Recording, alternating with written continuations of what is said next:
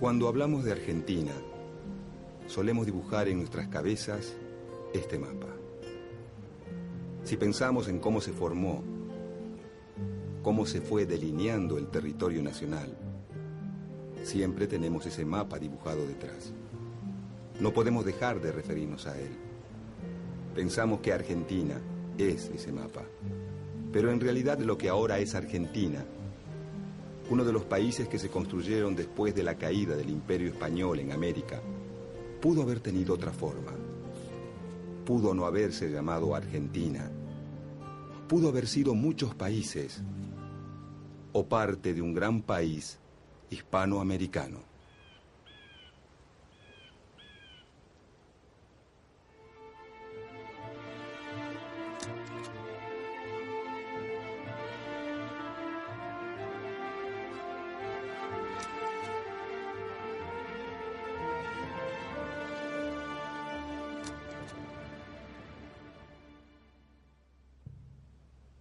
Lo que ahora se llama Argentina era el territorio ubicado más al sur de la América del Sur, que después de la conquista fue organizado por los reyes españoles en el Virreinato del Perú.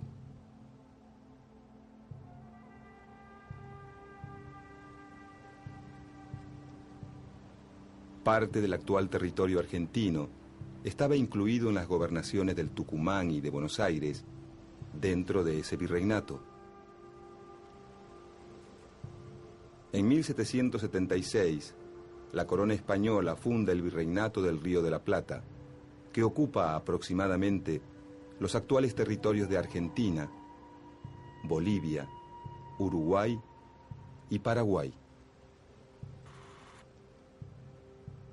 El eje de la economía se encuentra en la ciudad de Potosí, productora de grandes cantidades de plata. Y se elige a Buenos Aires como salida del mineral hacia Europa. Cuenta la leyenda que es tanto el mineral extraído que con él se podría hacer un puente entre América y España. Por su ubicación estratégica, Buenos Aires se convierte en la capital del nuevo virreinato. El Imperio Español parece volver a florecer, pero aunque nadie lo sabe, está a punto de derrumbarse.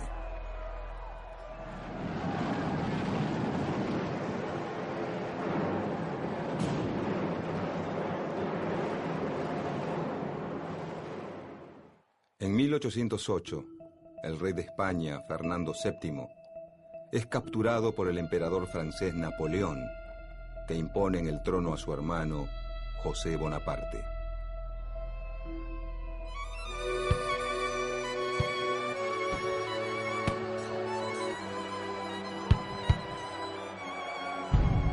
Las ciudades españolas se rebelan y forman juntas en nombre del rey preso.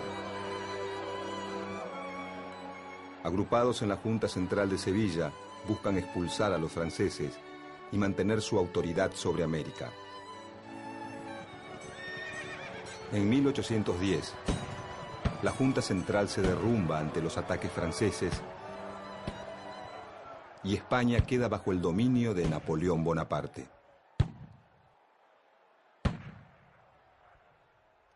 Al llegar las noticias a América, algunas ciudades deciden formar juntas. Caracas, Buenos Aires, Bogotá, Santiago de Chile y una región mexicana llamada el Bajío expulsan a las autoridades coloniales. Mientras que México, Lima y Montevideo se mantienen fieles a un consejo de regencia español. En el Río de la Plata, la revolución se expresa en Buenos Aires el 25 de mayo de 1810.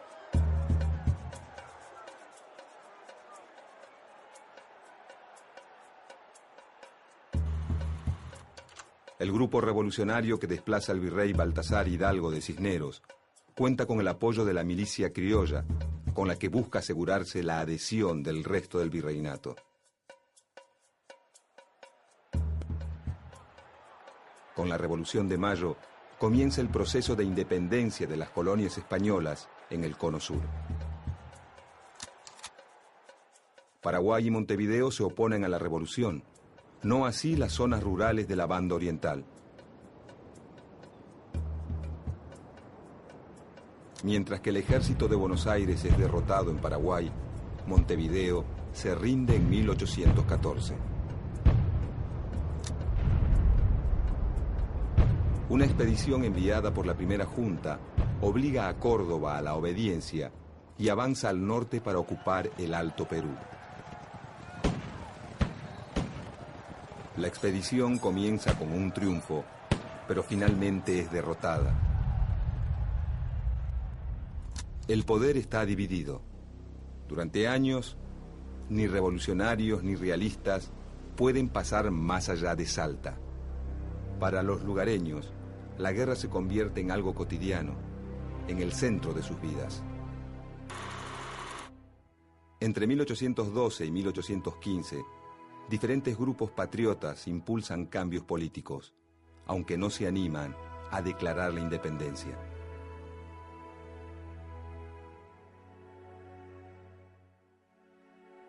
En 1815, el gobierno revolucionario apoya el plan del general José de San Martín: atacar a los realistas en Chile y avanzar sobre el Perú.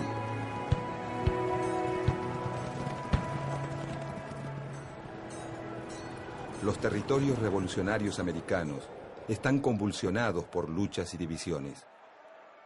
En Buenos Aires, los dirigentes, a pesar de sus diferencias, coinciden en dos premisas: ganar la guerra contra los realistas y mantener un sistema de gobierno centralista con sede en esa capital.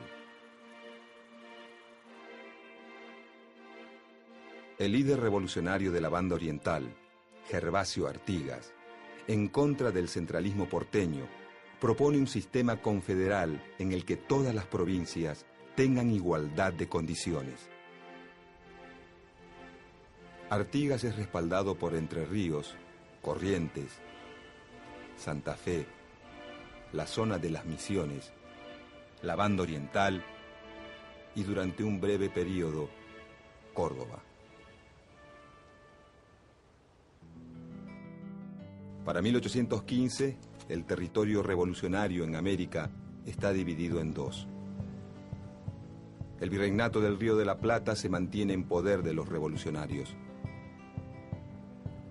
México, Nueva Granada, Venezuela y Chile caen bajo el poder realista.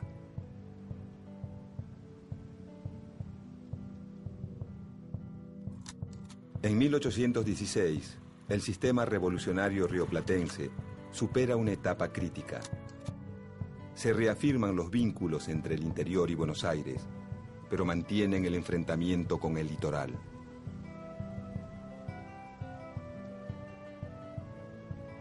Para disminuir la tensión, se elige a la provincia de Tucumán para llevar a cabo el Congreso que declara la independencia de las Provincias Unidas de Sudamérica. Potosí, Cochabamba y Charcas, que hoy pertenecen a Bolivia, son algunas de las regiones que declaran la independencia. En cambio, algunas provincias que hoy son argentinas, como Santa Fe, Corrientes y Entre Ríos, no concurren al Congreso de Tucumán.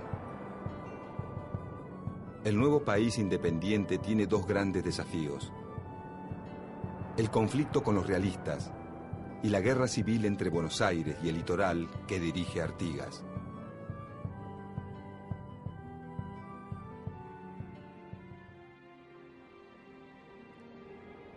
El nuevo director supremo, Juan Martín de Pueyrredón, reafirma el gobierno centralista y apoya al general José de San Martín, que inicia su campaña a través de los Andes. San Martín liberará a Chile y Perú, y así contribuirá a la caída del poderío español en América del Sur.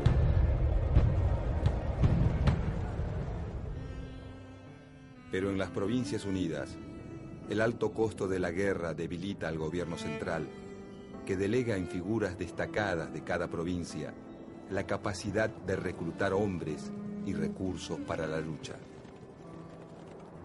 El sistema revolucionario vuelve a entrar en crisis y se disuelve en 1820.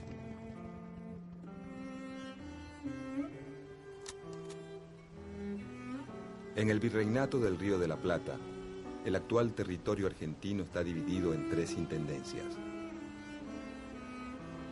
Salta del Tucumán, Córdoba del Tucumán y Buenos Aires.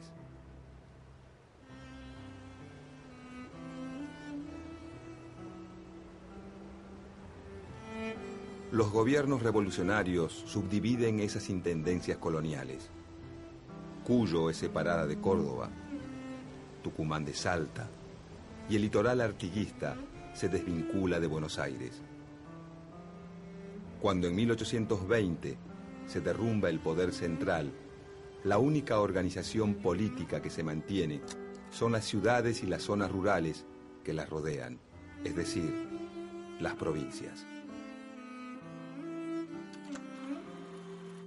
Se intenta crear jurisdicciones más grandes luego del derrumbe del poder central, la llamada República de Entre Ríos y la República de Tucumán, pero pronto fracasan. Quedan entonces 13 provincias y más tarde se agregará Jujuy. Cada una de ellas posee autoridades propias. Muchas sancionan una constitución provincial y en algunas surgen líderes locales que se convierten en caudillos. Salta, Tucumán, Entre Ríos, Santa Fe y la Banda Oriental han sufrido la devastación de la guerra.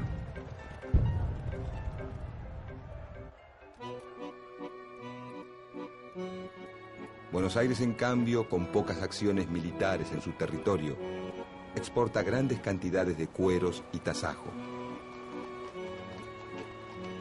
Su aduana le permite aumentar su poder sobre las demás provincias y volcar sus recursos contra los indígenas.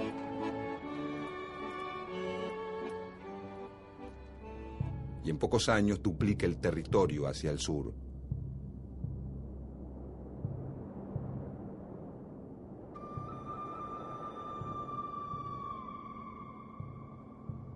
En el interior, el fin de la guerra reactiva los circuitos comerciales. Cuyo con Chile, el norte con la nueva República de Bolivia, mientras que el litoral y Córdoba se vuelcan a la producción de cueros para el mercado atlántico.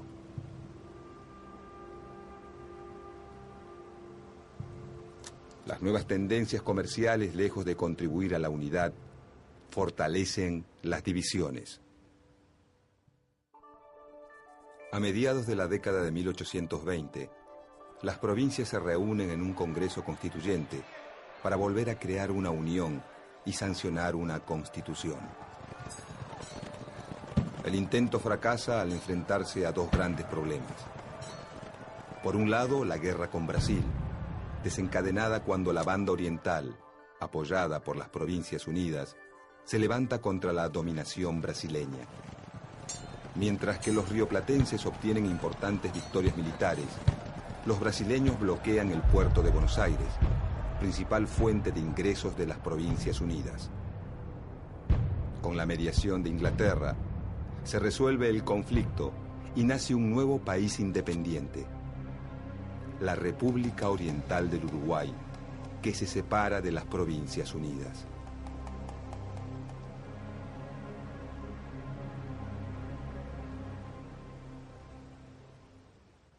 Por otro lado, el Congreso Constituyente se enfrenta a una profunda división en el ideal de Estado.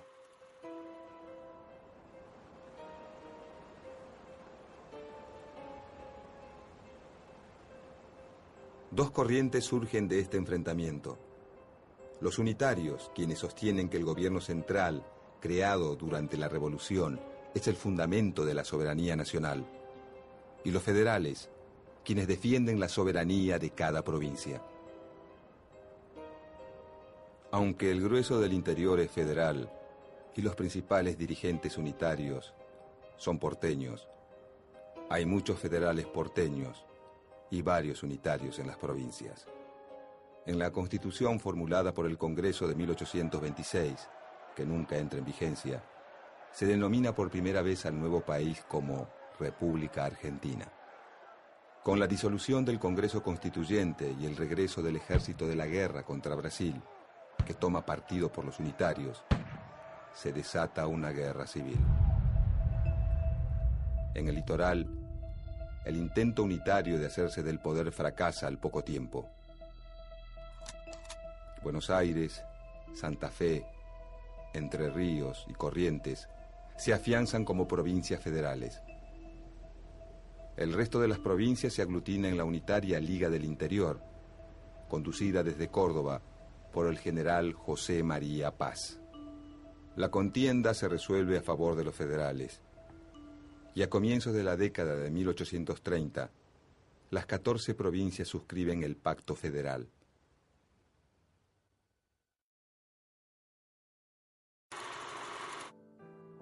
Aunque legalmente las provincias son iguales entre sí, el gobernador de Buenos Aires, Juan Manuel de Rosas, afirmado en el poder desde 1835, logra imponer su orden sobre el resto de la Confederación.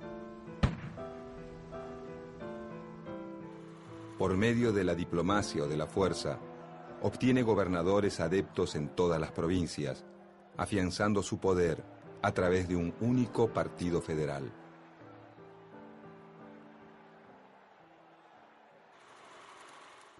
Esta política le genera grandes enemigos. La provincia de Corrientes, que lucha varias veces contra él. Los antiguos unitarios, un grupo de federales antirrocistas y un puñado de intelectuales conocido como la Generación del 37. Todos se oponen fuertemente al gobernador porteño.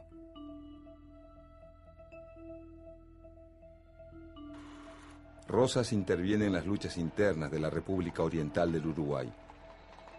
Apoya a los blancos que se enfrentan a los colorados.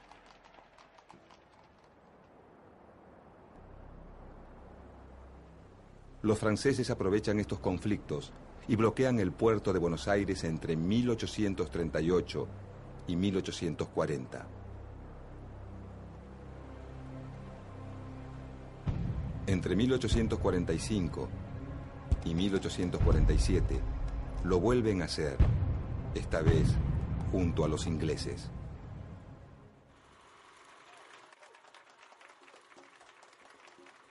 Rosas supera los conflictos y logra el reconocimiento internacional de una zona política autónoma en América del Sur. Es su momento de apogeo, pero uno de sus aliados más importantes, el gobernador de Entre Ríos, Justo José de Urquiza, se levanta en su contra, ya que Rosas impide la libre navegación de los ríos, lo que perjudica a las provincias del litoral, que no pueden competir con las exportaciones porteñas.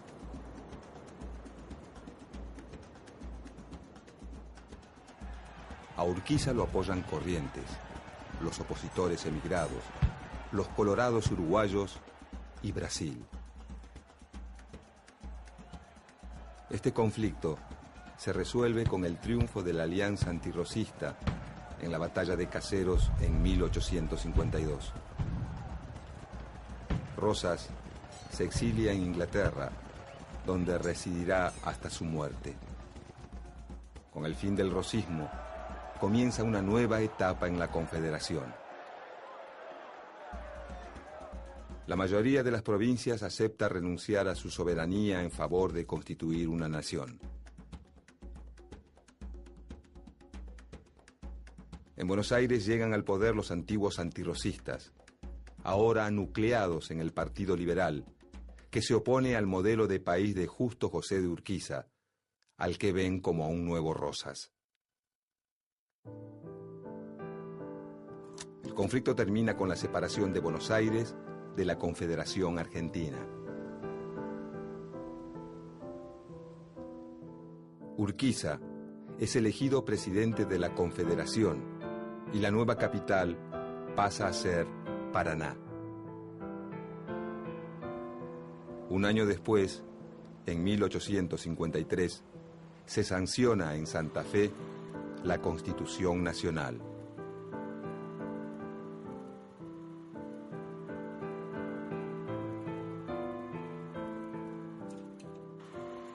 Buenos Aires no acuerda con una unión en la que no tenga privilegios, ni tampoco con entregar los beneficios de su rica aduana.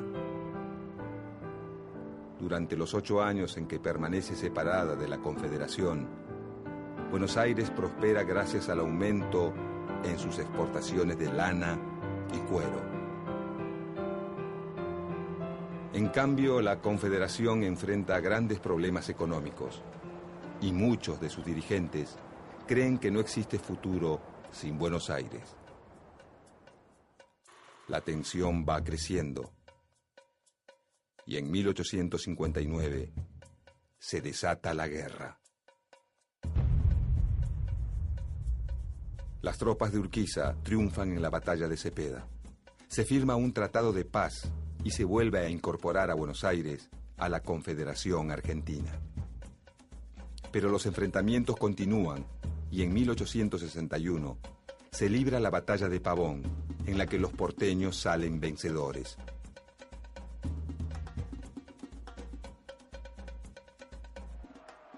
Su líder, Bartolomé Mitre, es elegido presidente.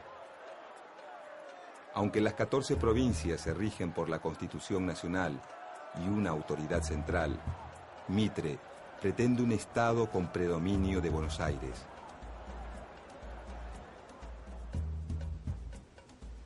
En 1865, el gobierno de Mitre firma el Tratado de Triple Alianza con Brasil y la República Oriental del Uruguay contra Paraguay. Juntos desatan una guerra larga, que en Argentina es impopular y resistida.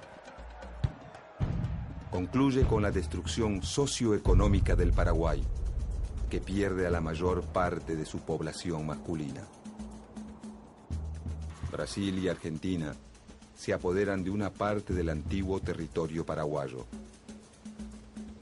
Durante el conflicto se forma un ejército que, por primera vez, depende fuertemente de las autoridades nacionales y no de las distintas provincias.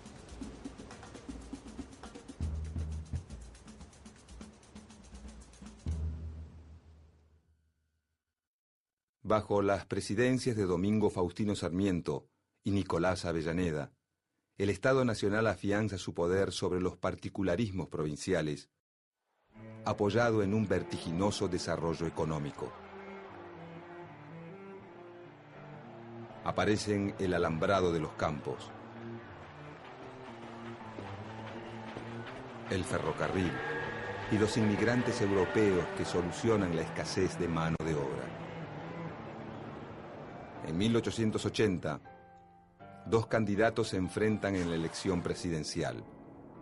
El general Julio Argentino Roca, quien había conquistado territorios al sur de las fronteras, exterminando a los pueblos originarios, y el gobernador de Buenos Aires, Carlos Tejedor.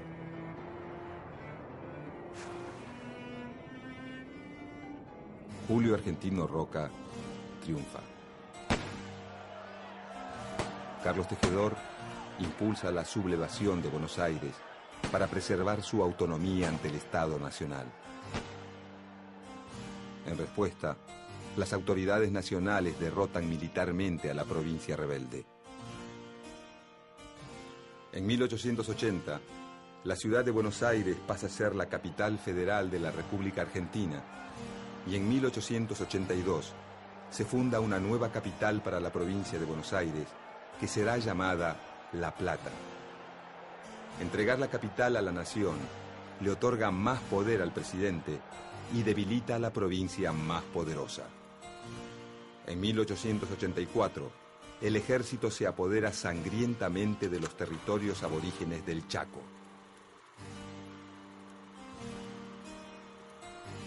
Esta región y la Patagonia conquistada por Roca, pasan a ser territorios nacionales dependientes del gobierno central.